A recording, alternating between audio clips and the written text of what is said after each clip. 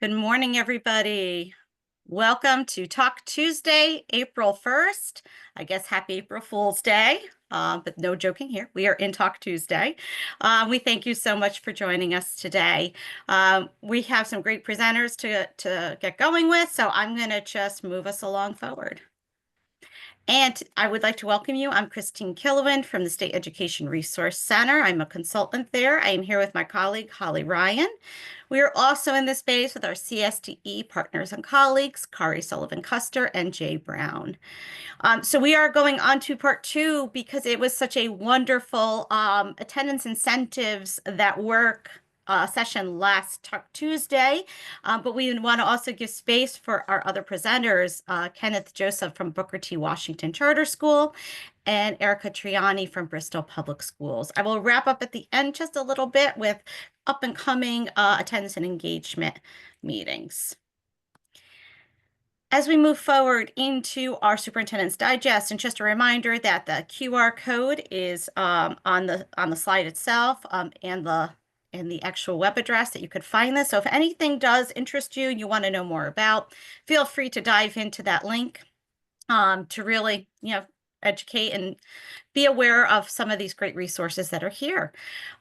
So we have a new resource out for BCBAs in schools, guidelines and professional standards for Connecticut. Fluency Matters, Reimagining Mathematical Learning. There's a PD for that.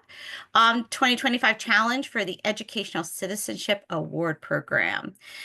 There is also, in March, came out certification alert, so emergency educator certification endorsements. There's a list of them. A lot of times there's those DSAP or those area that need to be filled. So they do have some information on that. There is a college fair coming up for the CT Fire Academy. So on March 24th, just a lot of things that kind of came out, but I'll go through it a little bit. EdSite Secure has the Seal of Biliteracy report that's updated. There's a new graduate report available as well. The requirements for withdrawal of students from public schools to adult education. Kari will be covering a little bit more of that in just a minute, so we'll kind of go through that when her slides come up. Student and family resources pertaining to immigration activities. So a lot of resources that were on Superintendent's Digest to help support in this area. There's some guidance from K-12 public schools.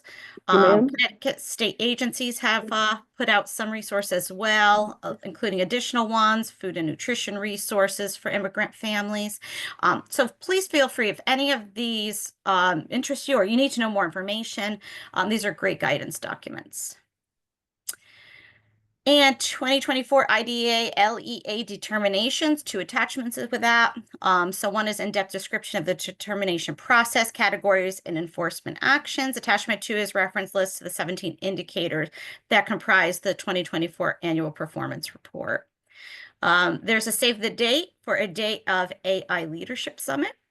And coming up very quickly, in fact, end of this week, is a Right to Read Literacy Forum at the Legislative Office Building, and that's April 4th from 10 to 11:30. And I'm now going to turn it over to Kari Sullivan Custer. Okay, you can go to the next slide. Good morning, everyone. I'm Kari Sullivan Custer, and I'm happy to be here today for our first Talk Tuesday on April 1st. I'm not a big April Fool's person, so there will be no jokes from me today. Sorry to say, but I'm just sharing it's April 1st, so we should know soon what our March chronic absence will look like. But right now we have our February, and we know our February chronic absence went up from January, and it's actually higher than it was a year ago for the first time. If you go to the next slide, you can see our trajectory. This is from EdSite, our monthly data portal on EdSite. It's called the Attendance Dashboard. And on that dashboard, you can get state and yearly, monthly attendance. You can get truancy rates. You can get average daily attendance. But what I have here is the last 2 years of chronic absence. And you can see last year, we never even reached 20%. And this year we did in February. We also know that February was respiratory illness was the worst it's been since before the pandemic. And so we know that a lot of those absences are because of that. We also know that we had some late openings, and we know that's not always a good attendance day when there's delayed openings. And so other things are happening around immigration enforcement that are barriers for some families wanting to send their kids to school. So I'm sure you know how your data is at your district. If you don't, you can go to this data dashboard, attendance dashboard, and look it up. It goes all the way down to student groups, and you can compare district to district, which is something new that we couldn't do before in the old chronic absence dashboard. So you can select your district and a district like you and see how you're doing, and maybe call them up and ask them, you know, how are they doing, what are they doing, and share successes and strategies. Anybody want to share any successes in March, or if you're happy about your chronic absence in March, seeing a trend, or anything you want to share with anyone at this time with your data? I'm not seeing any hands. I'll go to my next slide. So I want to talk today about disengaged students and enrolling and unenrolling students in the PSIS system. I believe my colleague Kendra Shakir is here, and she works in our performance office on everything PSIS and attendance. And so she works closely with your district PSIS coordinators, and she and I work very closely together. But I wanted to just cover this resource that's in the PSIS reference guide. It's called Appendix L, Reporting Information about Students Who are Disengaged from School. And it goes over when you can unenroll a student and when you shouldn't unenroll a student. And so if a student's whereabouts are known, if the student has moved out of the district must unregister the student in PSIS with the appropriate exit code. And detailed documentation must be maintained when you exit a student.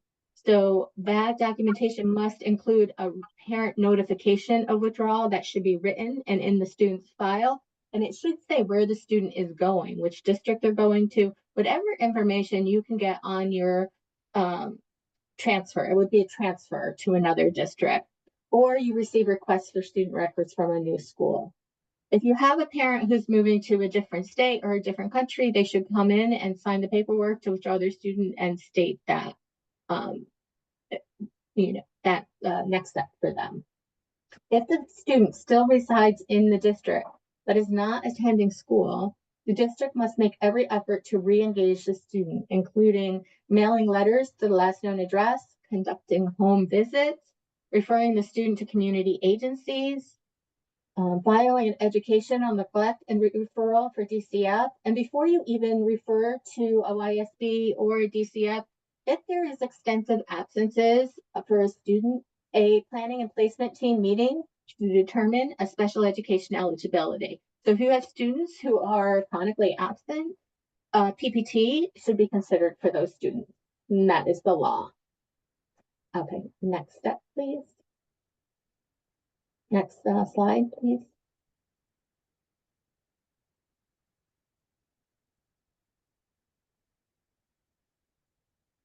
Before withdrawing a student who you don't know where they are, their whereabouts are unknown, and you've done all of that protocol and you've documented it in the student's file, you should ask yourself, have we made a good faith effort to locate the student? Do we have evidence of our efforts to contact the student and the family? And have we documented the full process leading to unregistration? So this is important for PSIS folks and program folks to work together, school level folks, district level folks. So this guidance can be found in the PSIS reference guide. It's Appendix L. I also put here, just for your information, there's also another really handy guidance in the reference guide called Guidelines for Reporting Student Attendance in PSIS. And it talks about family travel, half days, homebound. And the next thing I'm going to talk about is requirements for withdrawal of students from public school to adult education. This is new guidance that came out of the State Department of Education, I believe just last week. And so I just wanted to share this with you. This has been something that's been in law, and many of you are aware of it, and it has to do with unenrolling 17-year-olds from school. Next slide, please. So requirements for withdrawal of students from public schools in Connecticut General Statutes, Section 10-184.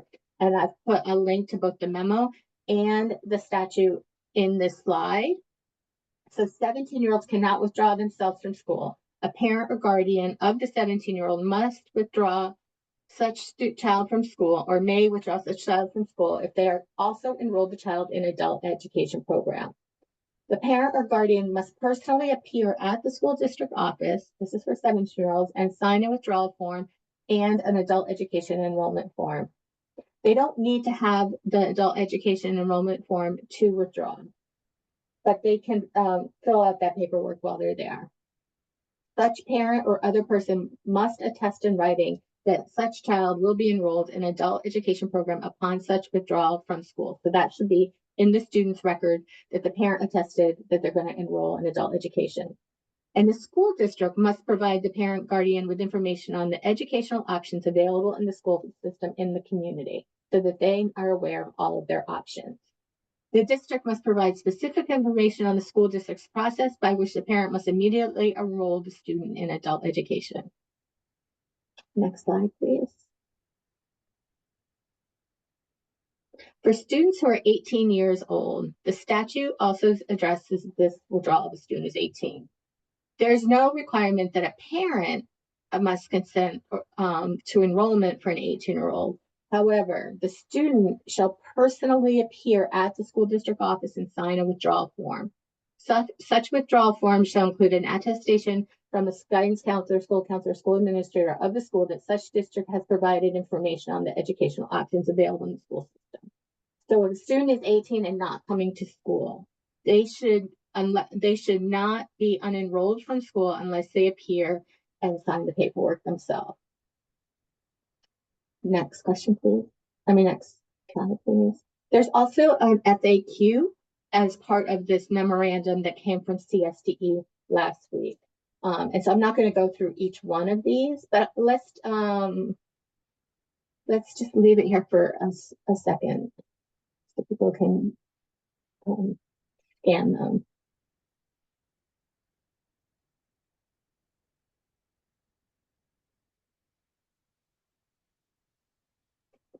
Okay, and the next slide has 5 more or 6 more questions. And that's a mistake. Those are repeated, same questions. So we'll make sure we get this FAQ out to everyone. That slide is a mistake. The next slide. And so why this matters is that it ensures accurate student data reporting. It supports student safety and connectedness to school. It fulfills the district's legal responsibilities under Connecticut's compulsory education laws. It helps districts re-engage students and connects families to support services. Probably should have put that at the top. And it improves our statewide efforts to reduce chronic absence and disengagement. So in my mind, every student should be connected to a school.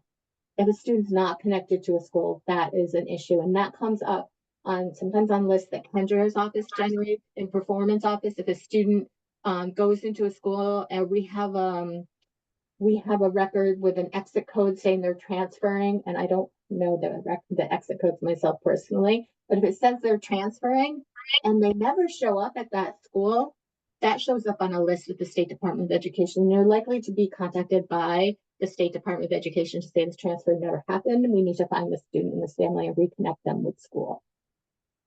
Next slide, please.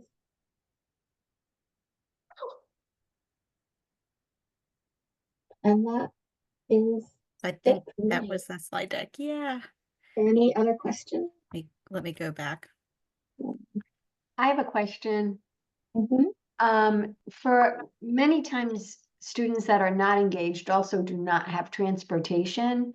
They will reach out to us via talking points or phone or email. Is it permissible for someone to go out from school to the student's home to have them disenroll?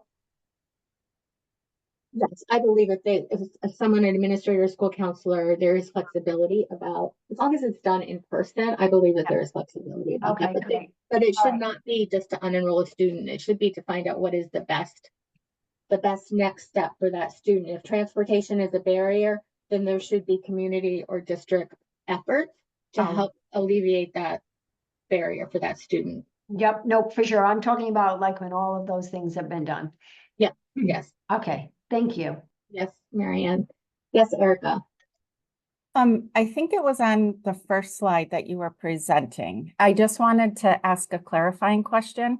So say a student moves out of district and we verified, we went to the home, they've moved. We've sent a letter notifying them that they're no longer, allowed. We've explained their hearing options, things like that.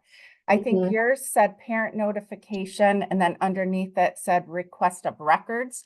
Do we need both of those before we can withdraw or just? No, as long as you have a parent sign documentation saying what their next steps are, Okay. I don't think you need to have the records. What will happen is if the transfer never happened, you might hear back from SDE that the student never transferred and will re-engage the original district into helping us find the students. And we often engage the district they said they were going to go to, who doesn't even know they're coming sometimes, right? And so we work together to try and find out where those students are, and so that we can re-engage them in school. Okay. Yeah. Lucid? Is Lucinda. I just have a question, a clarifying question. I saw where it said in reference to for DCF. We're noticing that we have a lot of students that like have a high absences, right? So, we go through our policy where we have like, they have a certain amount of absences. We have like the various like levels where like we'll call and we're getting a response where they're either sick. A lot of families may go on vacation or they may go visit their home country. But we were looking for some type of is there a policy on how many absences, like what's the number, the threshold where we have to reach out for DCF to call for reference to educational neglect? Is there a policy somewhere for that? Okay, Lucinda, so there's a couple of things there. Okay. There is a truancy law, says a student is truant if they have 4 unexcused absences in a month or 10 unexcused absences in a year. There's also chronic absence, which means they've missed 10% or more of school, which is too much. I But don't know if before we you have think size about- 4s in here. Can you open your back things? Hi, Latasha, can you mute, Oh my please? And then, hang on, listen, see, you don't want to refer to DCF until you've tried everything you can to engage that family. Have you done a PPT? Have you assessed that child to make sure they don't have a learning disability or learning special learning needs? Referring a family to DCF can often break down the relationship with the family. And oftentimes I see your comment, DCF isn't the magic pill either, even after, right? Because these kids and these families are going to be with you for a long time. And so before you refer to DCF, you should consider, is the student in danger or is the student being neglected? If they're just not coming to school, then you have to keep trying to find out a home visit, building a stronger, strengthened relationship with the family, and find out what's really happening, and build that bridge back to school with that family. Because oftentimes after DCF is recalled, that the relationship can break down. In October, if you go to the Talk Tuesday webpage, and I'll put the link in the chat once I'm done. There is, back in October, we had Lisa Damond, who is the director of the care line at DCF. She did a presentation for us about when to make a call and when not to make a call. But if in your gut you Thank feel like a child is in danger or being neglected, or you should make the call. Okay, no, thank you for the clarification, because we were just trying to, we were just saying that trying to figure out like, you know, how can we help our like families? Because we all know that DCF is not the end all be all fix all. We're just trying to figure out like what's the best way to handle it. And also too, Yeah, is there a yeah. policy, like what's the magic number? And I guess there's really no magic number. But thank you for the clarification, and I'll look for that. Thanks again. Yeah, I really think it should be individualized based on what the data is saying, what the school attendance team is uncovering, that kind of stuff. Thank you. You're welcome. Did I miss anything in the chat? Because I want to get to the good stuff. We do have some talks of some great attendance initiatives that people are doing. I was going to kind of leave those till after this conversation. Okay. Yeah, that's what I'm seeing so All far. right, so you think we're okay? Hi, Sarah Dusso. Nice to see I know, you. right? Currently 10.95. We made Yeah. attendance data visible to all, right? Really celebrate those classrooms that have good attendance, create classroom competitions and all of that. So I'll be quiet now. I know this was not the most fun topic, but it is really important that we make sure our students are not unenrolled from school when they shouldn't be. Thank you. Awesome. Thank you, Kari, so much. And now we're going to move into some attendance initiatives. So I have with me today, even though the date says the 18th, because Kenneth was planned to go last Talk Tuesday, it is not an April Fool's joke. He is here today. We will change the date for when we send the slides out. But Kenneth Joseph from Booker T. Washington. Good morning, everyone. And yes, as Christine said, it's not a joke. It's will be updated. You know, the first thing I want to make sure and say is that I don't know it all. And I think that it's really important to know that when I'm here in this space and working with other colleagues, like I'm learning from each other. And a lot of the things you will see here this morning is stuff that I've gained from being in Talk Tuesday, other circuit events and state events we did. So feel free, like I did, steal and bring it to your school. You go ahead, Christine. So for me, the goal is attendance and engagement, because as we know that if we're engaging families and students, all the stakeholders, we will see growth in daily attendance, of course, academics, school culture, the list goes on. So the important piece is about the engaging activities we do. So with that being said, we will start off with a bit of engaging activities this morning. So on the next slide, you will see these are called rebus puzzles. And these rebus puzzles are usually images, they're words that tell a story. So for example, this first one, I'll help you out. You see the word head, you see the word heels. And if you were to make a phrase, it'll be head over heels. Okay. On the second slide, I'll have you do this one yourself. So you can put the answers in the chat. What do you think this means? The next one, Christine. Yep. So give me a phrase that you think this means. What stands out to you? You can type it in the chat. Okay. I'm seeing the answers coming in. Travel overseas, overseas travel. Yeah.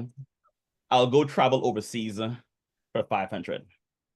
All right. And our next slide, Christine.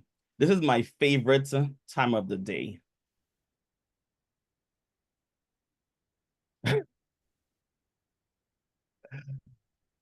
I see some answers. Yes, happy hour. Happy hour is a great time of the day. Okay. All right, next. So as I mentioned before, our goal is really to engage with students and families. And we know with that, you'll see a result in daily attendance, school culture, and academics. The next slide is something that we share with families regularly, because we know, and again, disclaimer, I did not make this, attendance works, but we know that families and even ourselves, that we forget sometimes when our kids are absent, and it adds up so quickly. So we have to keep sharing our families these informations, these little tools that they can see how it can really be adding up. If you look at December, especially, it looks like those 2 Mondays, no big deal. And then that Friday, it seems on paper so far away, but it is really not far away. It is really close when you think of the winter break, and they're back out in January and they're back off again. So it's really close. And these are how these days can be missed often. Next.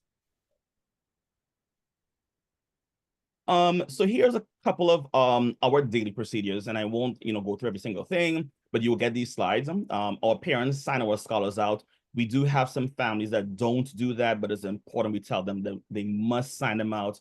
Our teachers complete morning attendance by 8:30. Then we have our tardy list. Then the office sends out a list to the attendance team of scholars who were absent. They also make some phone calls, I'm sorry, for those who didn't fill out, so we can have a response of this child is sick, this child is like whatever the data is, we want to have that documented. And then now it's a crunch time, and we have our team making specific follow-up calls to get some kids to school, which I'll talk about some more later. So our attendance teams, just, we meet weekly. We have two sites, our elementary and our middle school. So we meet elementary for 30 minutes one day, middle 30 again, and then district also at 30 minutes to kind of talk about both schools and how we're growing, seeing the data. Yeah, I know Carrie loves data. We're always looking at the data and seeing where we are every single day, because we know that this changes daily. Next. Okay, so here are a couple of things we do for our tier 1, creating a welcoming space for our families. One thing we found a lot of growth with, our Sunday memo, and we share out information to families every Sunday. Or if Monday's a holiday, we'll share out Monday for the week. And it's just sharing out simple things as the school calendar again, sharing out what's happening in a week's glance, anything that's special, just a reminder to families. And I know they have these at their fingertips, but it's just a good reminder. And just also kind of boosting attendance and just saying, hey, good to see you last week. Here's some data that we had last week. You'll do better this week, and keep on encouraging families. For our celebrations, we celebrate every month, of course, certificates. Our elementary school, we wear lanyards during our celebrations. So every month that they're there, they get a hole punch in their lanyard and they wear that proudly. For those that might not at this time earn a lanyard as yet, when they do get it, it's a big celebration. For example, if you think about this school in Georgia, when they get these bomber jackets, which we can't afford, so we have some lanyards instead. Next. Some more tier 1, we do ice skating for our kids who are, here all the time. We're actually doing a pie in the face next week at the elementary, and a pie in the face at the middle and the following week before spring break. I'm sorry, this week for elementary, next week for middle. And I definitely can. I see the question. If you can share what the Sunday newsletter look like, I can put that in this folder at the very end, and you will get access to it. All right, next. Here are some pictures that we just have. Far left, our lanyards that they're wearing. So they get those hole punched. Pick 2 is one of those warming my heart when kids are coming in the morning, just welcoming them.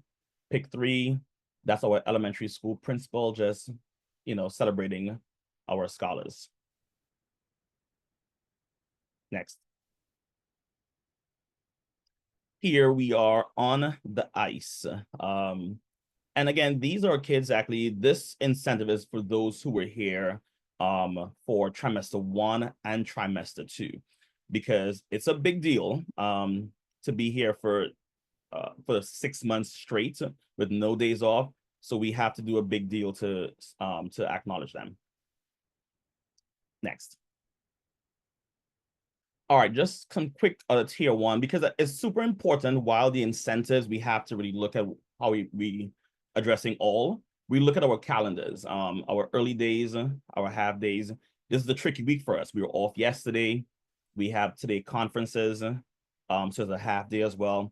We have a half day tomorrow. So it's how we address those kind of things. Days before holidays, long weekends, testing. We know we get testing fatigue. How do we support our scholars, keep them engaged? And, you know, days within extended months. March was a long month. May is coming up as well, too, pretty long. So how do we kind of look at that? Next. Our tier 2s, we have our letters that go out monthly. We do phone calls, student meetings, parent meetings, home visits. We pick up students if we need to. We have a Booker T shuttle that we support our families with.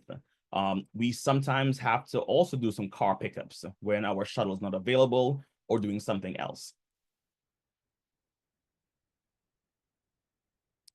And of course, our tier 3s, we have to do our success plans, which I can share with you in a bit, which is next.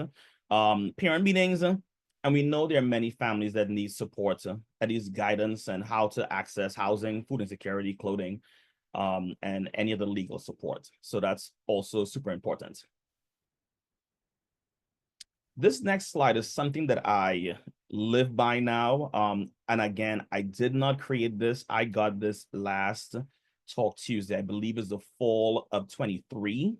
I think Windsor Public Schools were here and they shared this out, and I've been believing in this ever since. And why it's so important, I called a parent yesterday because her scholar was had 13 days absence. And I said, hey, she is off of the chronic list right now. And if you're not familiar with this, if you look at the days on the left, it corresponds with when that child gets knocked off of the chronic list. So this helps provide our data. So we're looking at, in the time period that we're in right now, anyone with 14 days or more are currently chronic. But we know that if we can get those 14 days or more, those 14-day scholars to be in school every single day until spring break, that's 4/11, they will knock off of the chronic list. And then there's that week in between for spring break. Hopefully they come back rejuvenated and we kind of work with them some more. But I called this parent and said, hey, she was 13 days, she had 13 days absences, and now she is off of that list. Like, let's celebrate and let's keep her off that list. So our chronic for the time period dropped last week with our 13 days dropping off of the list. Of course, our 14, 15, 16, they are still there, but the goal is to get them off of the list as well too. So I believe in this. I think you should too.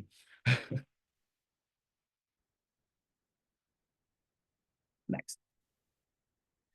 So this is something that I also do manually. Of course, we have PowerSchool that we can have all the absences, but I manually document this because I want to have all of the data at glance. So for example, if you look at John Jacob, he has 6 absences. His drop-off date was December. So we know that he is in good standing. Of course, he's still on our radar because he has 6, and those could accumulate quickly.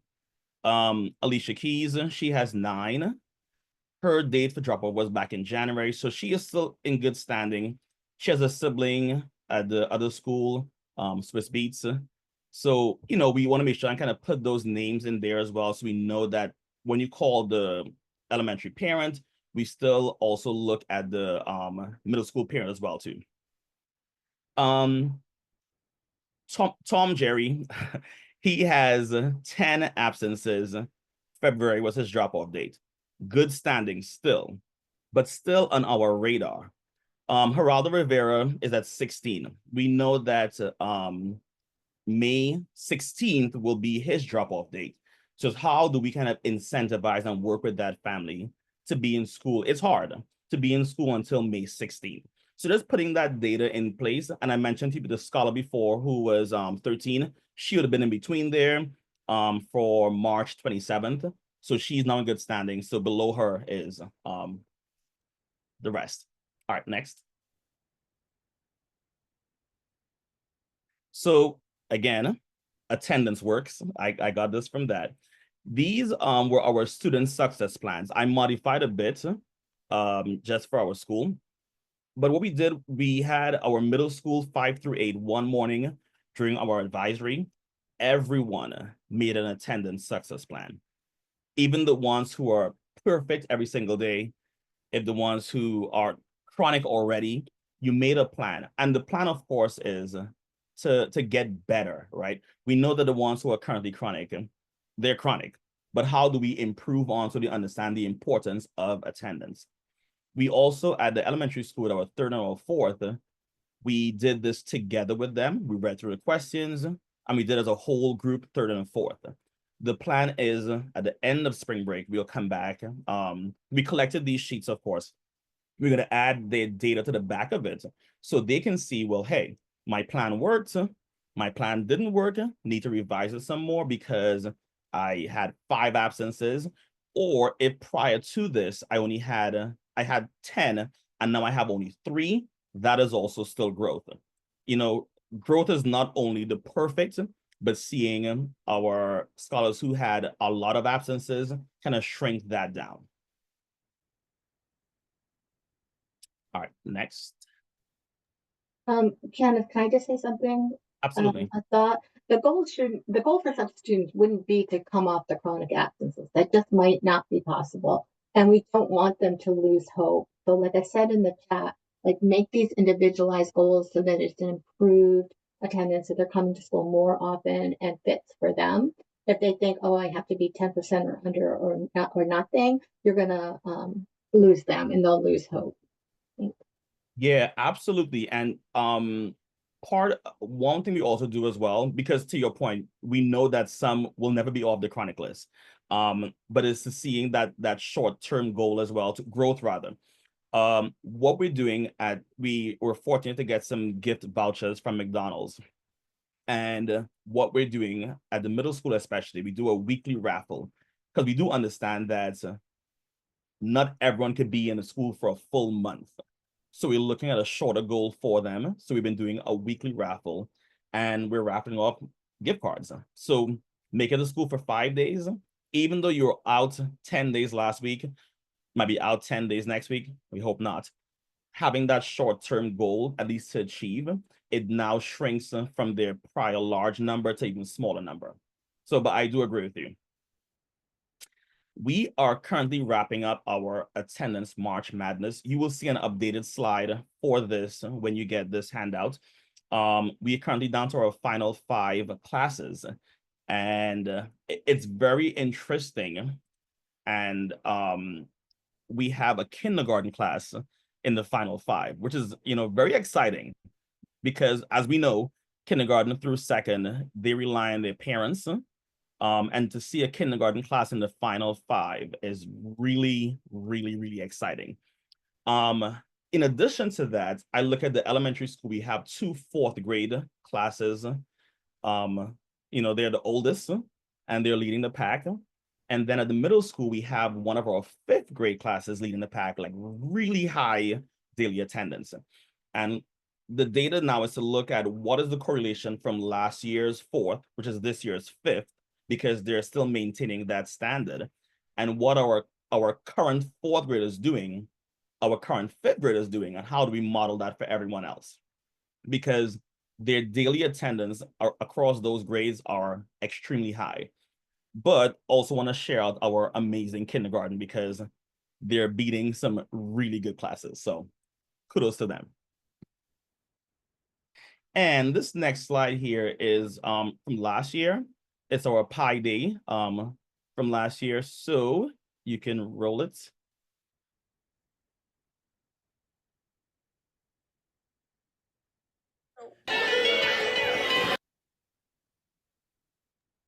Can you hear it okay? Yes. Awesome.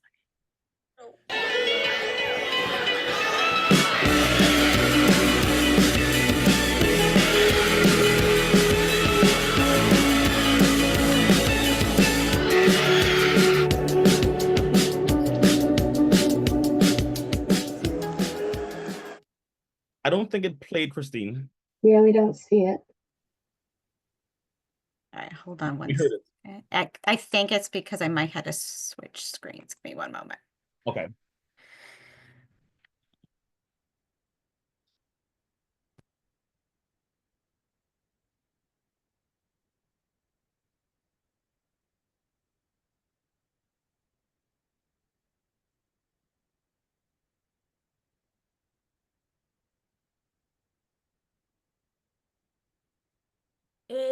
Yep. She must be new. I've worked with her a couple times so far this year. Yeah.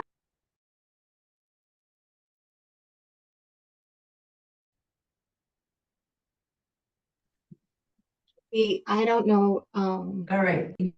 how about, I know, Erica still needs some time to do hers. You got it, Christine? Yeah.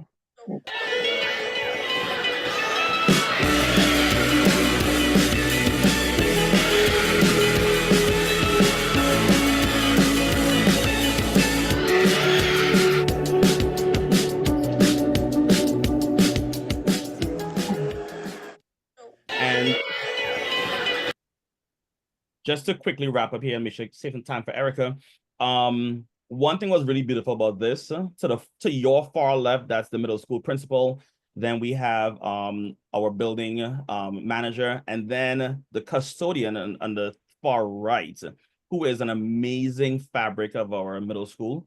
And they all took part willingly. It's gonna happen next week. I think they're gonna pie me instead. So I gotta get my gear together. So to save on time, if you have any questions or thoughts, please plug it in the chat. I can definitely answer you in the chat. On a mission, save some time for Erica to go through hers. And Awesome. and then the last slide has my information. You can definitely reach out to me. Again, I don't know it all. I think through the conversations that we're having and the collaborations, it really kind of generates some good feedback. So feel free to reach out to me. That QR code has the entire presentation and different resources you can access. So also take that. Reach out to me, email, let's connect. Happy to do so. Thank you so much. Thank you, Ken, so much. We appreciate all of this. And Erica, when you are ready, you could go right ahead and share your slides.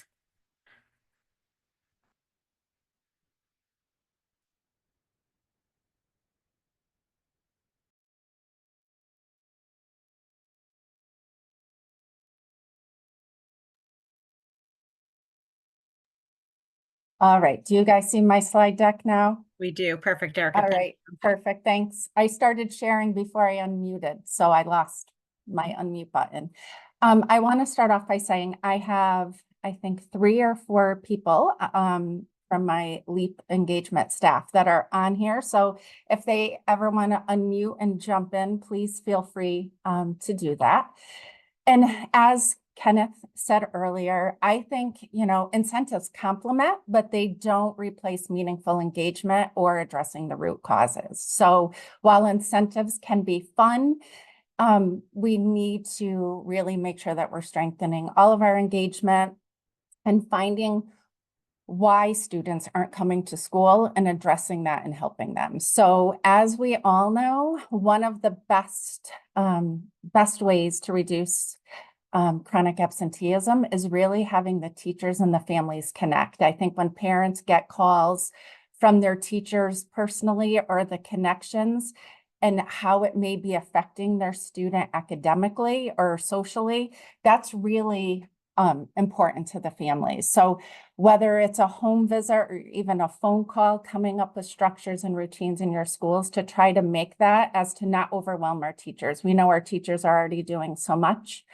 One of the things important is addressing, like I said, the root cause. I love the school refusal assessment scales, which looks at what are one of the 4 main root causes, why students, this is for school refusal students.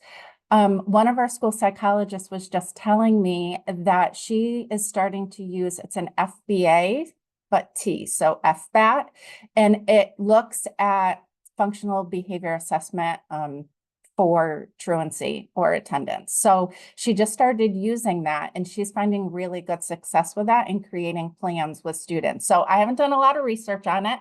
She's liking it, but that's just something that we're looking at to see if that would be important. Conducting home visits and holding in-person meetings with the families. The letters are great, phone calls are great, but if you can get a parent into your school and meet with them face-to-face, whether it's at an engagement, activity or a planned meeting, those are super helpful. So while we're here today, low to no cost attendance incentives that we have. I just wanted to share some of the things that we've done this year. As you can see in the top right corner, we have our fancy attendance trophy. We went on Amazon and bought the biggest, tackiest trophy that we could find. And what we have done is done monthly attendance challenges across the districts because our admin are competitive, and it brings it a little bit of fun. There's some side texting and chatting that happens with this. It started out with the elementary school, and we wanted to get our other grades involved. So this month we're going to look at who had the most improved throughout the district chronic absenteeism rate. So that is our little trophy, and we use it in many different ways. In the top left-hand corner, you can see one student right there, and she had a personalized, like Kenneth was just showing, an attendance improvement plan. She had her own attendance improvement plan, and she met her goals, so she got her certificate for that. We have, I don't know if any of you have seen it online, it's kind of famous here in Bristol, it's called Bell City Diner, and they have these fancy milkshakes here. And we have a school that's very close by to that. So what they did was one of their incentives was every day that a kid was in school, right? Because I try not to do perfect attendance as much as possible, but I like to do like awesome attendance, things like that. So every day that a student is in school, they get their name in a raffle. So the more that they're in school, the more chances they get. And then they had hand delivered to them this milkshake from the restaurant. So it didn't cost a lot of money, but something fun that those kids love. One of our new incentives that we have at our elementary school are these brag tags. So they are attendance brag tags. So every elementary school student in the district who has missed one, even if it's excused or unexcused, one day out of the month or less, gets an attendance brag tag. So they are becoming very proud of these. Each month has a different theme. And I think this was the first time ever I had a parent reach out to me. I don't know if any of you are seeing this year, but there have been more dance and cheer competitions than normal, pulling kids out of school. So a parent called to tell me that they had a dance competition and they were going to have to pull their daughter out of school, but her daughter didn't want to miss the day because she wanted her brag tags. So she wanted to know, how long did her daughter have to stay in school to be considered in attendance so that way they could leave to still hit their dance competition on time? So I thought it was super cute that the kids are talking about it, which is important. One of our schools did do, they have a bunch of bikes that were donated to them. So students who have perfect attendance each month get their names put in a raffle and they get the opportunity to win a bike. And the same school did, they do weekly attendance competition, not competitions, but acknowledgements, where if they were in school for the full week, they get to come down and they get their picture taken and they do a big job of this and posting it out. So these are some of our fun elementary school incentives. And I wanted to give a shout out last week or last time we were here, I think it was Manchester that had their attendance fairy. And just to say how we steal things from people, right? Like, I love the idea of their attendance fairy. And one of our LEAP engagement specialists out of nowhere found that this school only had 8 students in the entire school absent that day. So she went and found her, she had a unicorn costume. So she made a big sign and she is now the amazing attendance unicorn. And she has the trophy, our tacky trophy that I talked about. So they showed up at the school unannounced. And the principal was so excited. She got over the intercom and she told everyone to stop the curriculum and get out in the hallway. So all the kids got out in the hallway and they ran up and down, high-fiving with the trophy, went out to recess and lunch. So This is just some of the emails that the admin had sent in the social worker, like, thank you for helping create joy for our kiddos and staff. And then literally best time ever celebrating. Thank you, ladies. So it didn't cost anything, and stealing ideas from people is super helpful. So those kids want the attendance unicorn to come back. So they're going to try to be in school. Some middle school incentives, we know once we get to the secondary, it sometimes gets a little bit more difficult with the incentives and what really works and stuff like that. So one of our middle schools, we're in the middle of building a brand new school. The construction is going on behind the current school. So they have an attendance challenge built in, and they get the opportunity to get Sign the Beam that's going into their new building. So that's one of the things that the kids have the opportunity to win. Over here, I don't know if it's big enough for you guys to see, but this is one of our middle schools last year. And if you can see down here is their 6th grade.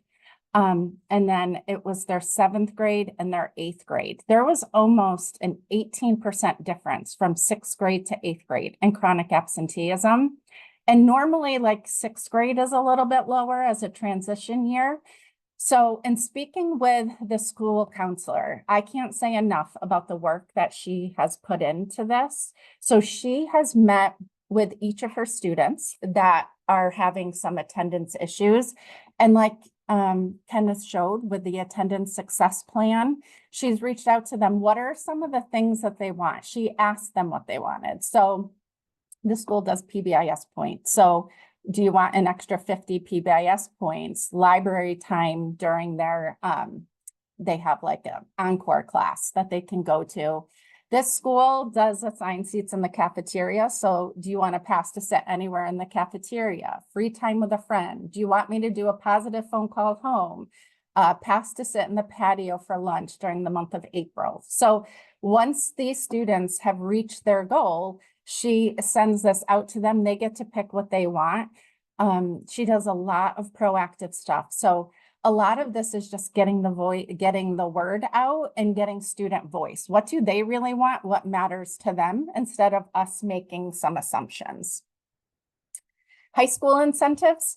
One of the things that we're starting that the kids talked about, we had to wait till basketball season was done. They wanted open gym, either before school or after school, to play basketball. So we are able to get a staff that has volunteered their time to supervise the students. So the thing is, they have to be in school in order to go to the open gym. So that was very important for our high school students.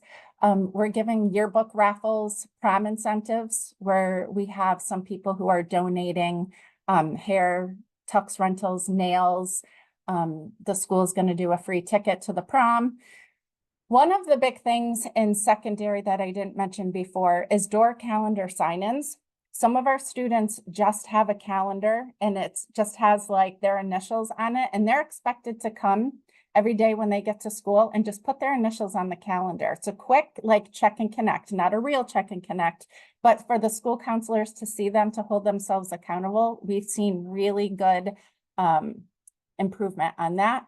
There's some field trips, and like this school right here that you could see at the high school, their ML students attendance rate was the same as the other schools. So which is with the non-ML students in their school, which is, you don't see that very often. So in talking with those staff, we had them meet with other teams in the building to talk about how they're doing that. Like, what are you doing? What are your connections? And a lot of that was that they're communicating frequently with the parents. So the parents are trusting them and reaching out to them when if there is issues or they need help with anything. Our alternative education students, as we know, if you're in a district that has an alternative program, sometimes you have to do things a little differently than you would. So their attendance madness, how they did it was the teams they didn't know. They just told them to pick a team of 4 people.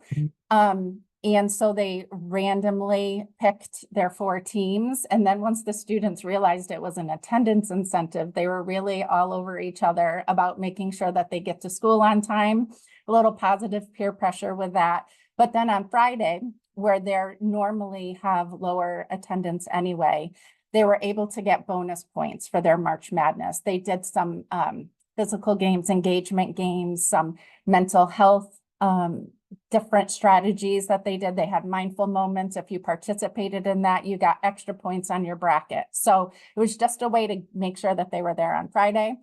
Field trips. And then they also have a holiday bazaar, and how they tied attendance to that was a lot of the students didn't have money to go Christmas shopping for their families. So they had a ton of donated items where the students were able to go shop for their families. They had a little wrapping center, and how they were allowed in was by their attendance rate.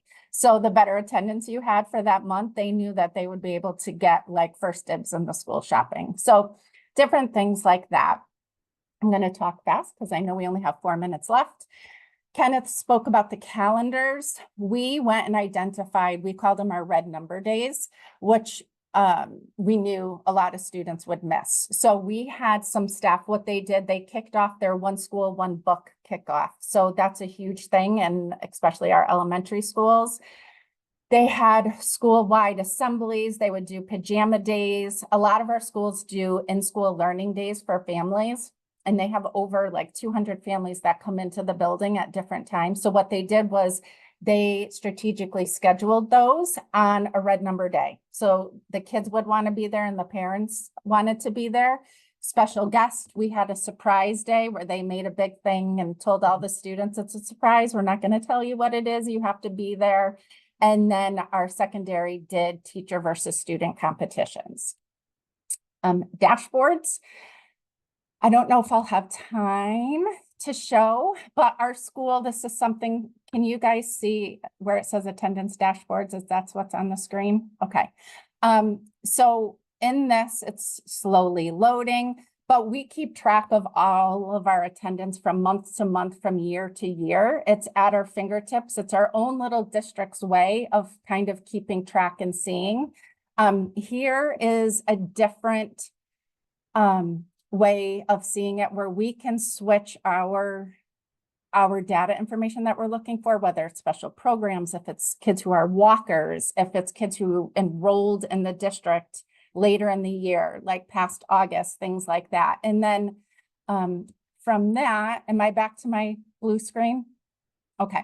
What we found was in trends. A lot of it is new students who enrolled midway through the year are chronically absent. So what we found next year, we're creating special study halls for those students with an identified study hall teacher who are going to try to engage them within the community and in the school a little bit more.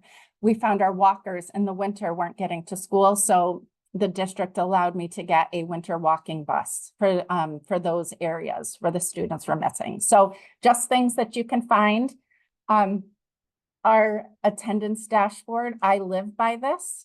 So this was just created, this was free. It's somehow our IT lady got the PowerSchool data to go into our a Google Doc where it has the student's name, it has their counselor. Have they been chronic this year, and are they currently chronic? Our schools love this because they can go and tell their staff, well, we had 50 at one point chronically absent, now we're down to 22. It identifies if they're special education, if they're ML, if they're high needs. All of our special education staff have access to this, so the case managers or SPED supervisors can't say, I didn't know, like they can go and look and filter. And then it's color coded and it goes month by month. So you can see, you know, if they were green, it was, you know, they were good, then it went yellow, now they're back to green. So it's an easy visual. And then we have our interventions. What are we doing, the date we're doing it, and who's responsible for it? So if people can't come to our attendance meetings, they can still see that. And now I'm done. I quickly went through it really fast. So Erica, you did a great job. Thank you so much. yeah, now I have to figure out how to stop sharing here. Erica, there's quite a few people who are interested in how you got your PowerSchool data into that spreadsheet. So maybe we can connect and find a way to share that with others. Yeah. Am I still sharing, or did you guys You take are it still over? sharing. I think I could do, hold on, let me see what I could do.